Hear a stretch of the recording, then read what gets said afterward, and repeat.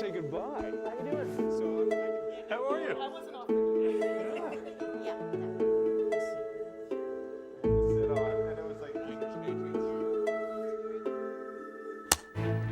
So I think by the time this comes out on the Blu-ray, it'll be close to 10 years since this movie came out. Wow. You were the first person, I think, on the project with me. I think I was. I remember being holed up writing for almost a year, developing it, and coming up with the title, Finding Nemo, and I remember being in that same office and coming up with the image of an egg left in the sand. It didn't have connections to its relationship now, but I remember having those. I remember talking also a lot about when you're snorkeling, coming to the edge of the reef and then looking at that expanse of blue that goes down and just how you feel. Yeah, the idea of like the void. I kept calling it the always void. There, yeah. Void, yeah. It's like, how do you visualize something that isn't there? You know, it's like, Go, Ralph. There we go. There's your job. But I remember it's like I felt it was the perfect metaphor for life. It's like infinite possibilities, and you have every reason to be afraid of it. So friends of mine, I did not know, they always skip the first chapter. Whenever they show, and then there's one Thanksgiving, we're all hanging out, and Cameron's going, we gotta, you know, somebody keep the kids busy. So I went over and they said, oh, we want to see Nemo. So I see where this is going. I threw the disc in and hit play, and then, you know, she comes running, no, don't play the first. Don't play. The kids are just like, Scarred them. Yeah.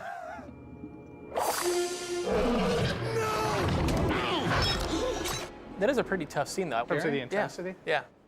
You know, I never, ever, ever, ever doubted it. Unless you're remembering something I don't. I Well, don't remember I ever mean, doubting. I mean, we might have adjusted careful. the way we did it, but just the scene itself, I Yeah. never doubted it. I don't know. As a writer, I took it as a challenge. Like, look at, we all worry about our kid crossing the street, possibly getting hit. We all worry with them being out of our sight the minute they turn the corner and we don't see them. And we all know nature's a predatory world, and that pretty much 24/7 something's out there trying to hunt, trying to get. And so I loved the challenge of like, can you work within the real rules of nature, because it's much more truthful, and Bambi did it.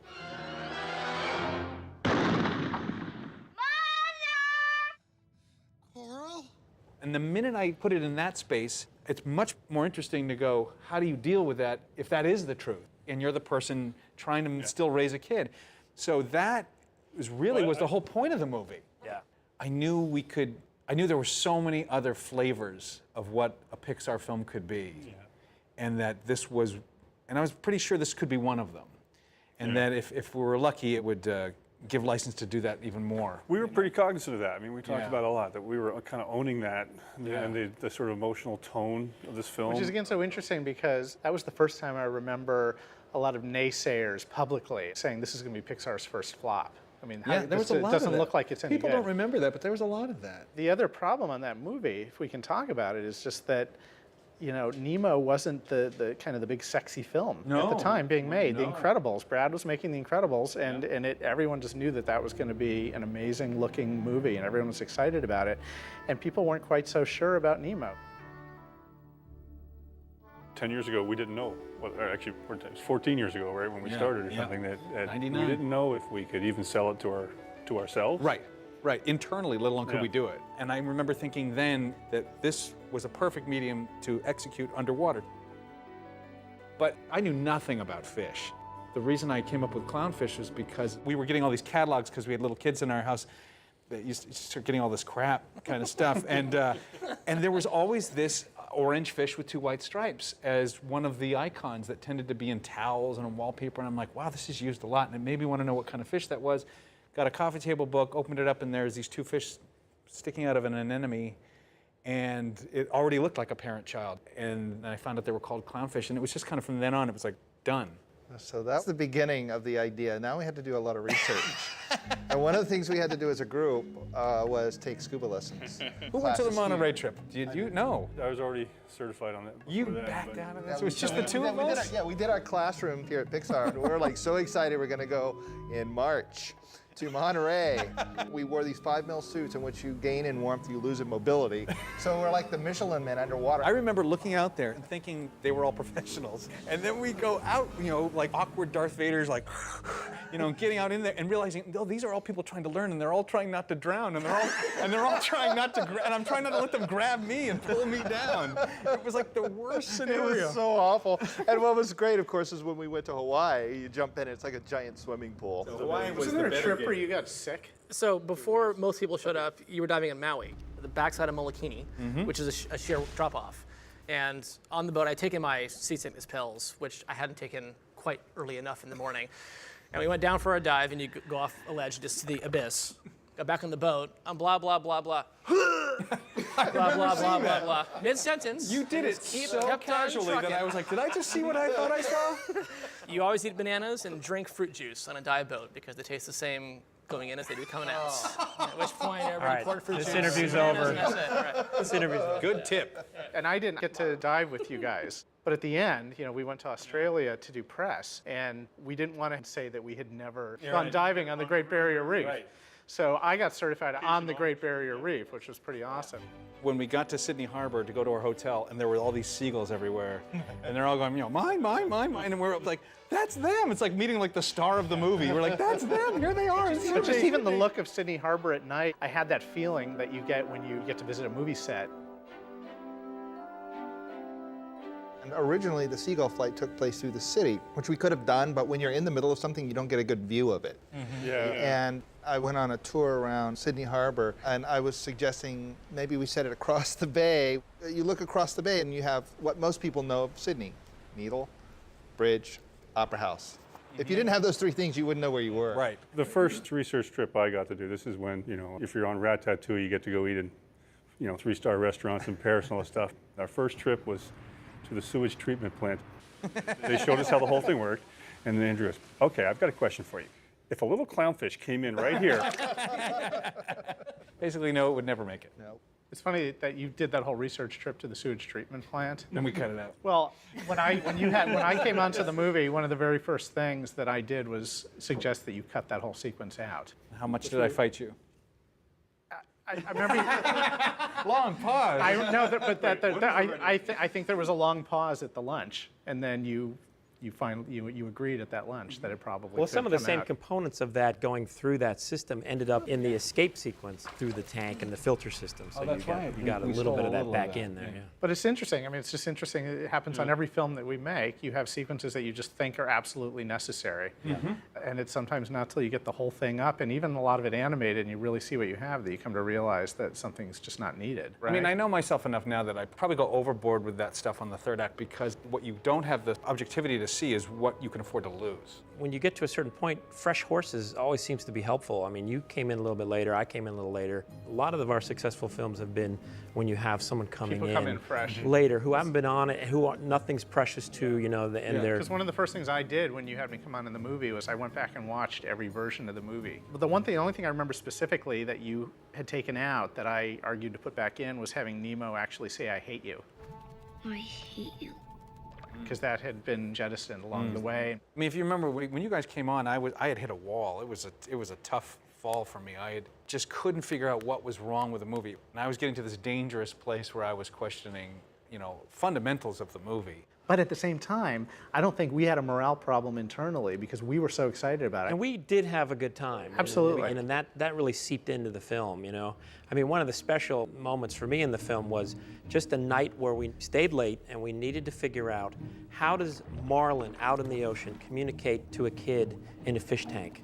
And just guerrilla filmmaking, we wrote it, we stood up, we recorded it, thought of characters on the fly. Hey, Bob, that whole lobster thing and the dolphins going, these two little fish have been, and just crafted that, and it was a blast. It was essentially one night, staying late. Another similar thing that I remember, we were in art review one day. You were talking about the crabs, and you started saying, and then there's these seagulls that have, and they go, mine, mine, mine. And to stop the art review, You reached in your pocket and you wrote something down. I'm thinking it must have been that. And then you put it back in. And you ran down. You were so excited. You ran into the room. I got it for the seagulls. I was up in art. It's like, you know how seagulls, they're on the beach. They're very selfish and they steal. What if they just said, mine, mine, you know, and it came down from art review. But I remembered Jason doing that. On like a paper towel. And we pretty much took exactly that. That's the seagull. Mine.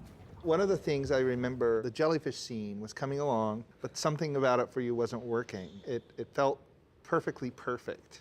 I just remember reaching over and going, click, click. So suddenly we were in the middle of a scene, it was zoomed in, and you were only seeing parts of the characters. Yes. And you said, that's it. That's what I want. We shouldn't be able to follow them perfectly. Right, we should be always trying to find them. Boing, boing, boing, Dory! boing, boing. You can't Dory! catch me. Jellyfish. Got it. I'll remember to tell him. Hey, wait You want up. to talk about working with Ellen DeGeneres? And I spilled my lunch on her shoes when I first met her. I walked up and knocked my lunch on her shoes and then started to try to wipe her shoes off. She's like, Bob, step away from the shoes. So I backed up. And she was amazing because she's just so nice. I mean, she remembers everybody's name from the lowest to the highest and just... Remember, It's just something you to look lost forward the family battle over the 2 kittens? Oh, yep. 6 months later or whatever. So how'd the kittens work out? Yeah, yeah. My favorite line of hers in the movie that we cut out was in the scene where Marlin and Dory are slowly approaching the anglerfish. Grandma? Is that you? Oh, yeah. And it made me laugh. It made me laugh funny so anecdote. hard, but it was kind of weird. And remember, we were debating whether we should use it or kept it in not. for a while because it kept cracking us up, but it didn't crack other people up. Yeah. And I remember just feeling a little part of me died when I took it out. because- I remember you stepping on an Albert joke. in a session? Yes, and you could never get Albert never got it to again. redo something twice. Albert would give you just reams of great stuff, and then you'd find yourself never getting the line that was written on the paper. So he gets up in front of what looks like the mic just to do a joke. Oh, well, I actually do know one. And he goes, there's these 2 mollusks, and they're walking. Oh, he didn't walk! And he like sort of stopped himself. And you burst out laughing on that. And we never did it again. There was a sea mollusk, and he didn't walk. Why do I keep thinking that? Yeah, well, you stole a stapler in 4th grade, so I heard about that one. Well, he was great because he kept trying to get this reaction out of us, and obviously we'd laugh a lot. He'd go on to the next line, and they'd go, oh, I know how to do it, and he'd go back 3 lines before and do it again. You know? I remember Albert leaving at the ends of sessions. He would head out to his car, and we'd start talking, and a moment later the door would open. He said, I was thinking about that line. And he came right back. Yeah. Check to see that the coast is clear. We go out and back in, and then we go out. Yeah, so let's talk about Nemo poking his head out of the anemone for a minute, because those shots were a special joy for all of us to play with. Is that what you would consider the biggest burden on the film? When we started working on the anemone for a while, we had spent, I don't know, a year and a half on research on getting surgeons told to move right, and then somebody said, hey, on monsters that are doing fur, so why don't we take a tennis ball, stick a bunch of foot-long fur on it, and turn gravity upside down? We're like, oh, and we had an anemone the next day for review. You're like, wow, there's an anemone, great. And so we were grinding to a stop, and then out of left field came a solution from a different film. Best bit of trivia, though, did anybody know how we did the sandy bottom? So you didn't actually film somebody's sandy bottom. 'Cause that's what I thought that's what it was. Upside down ocean surface. That sandy bottom is, Oh, a, you're frozen, kidding, is a really? frozen ocean surface. I had no Really? idea. That is really cool. Yeah. I just want to toss one thought in about Steve Jobs for a You second. had a lot of involvement with us on this film. Yeah.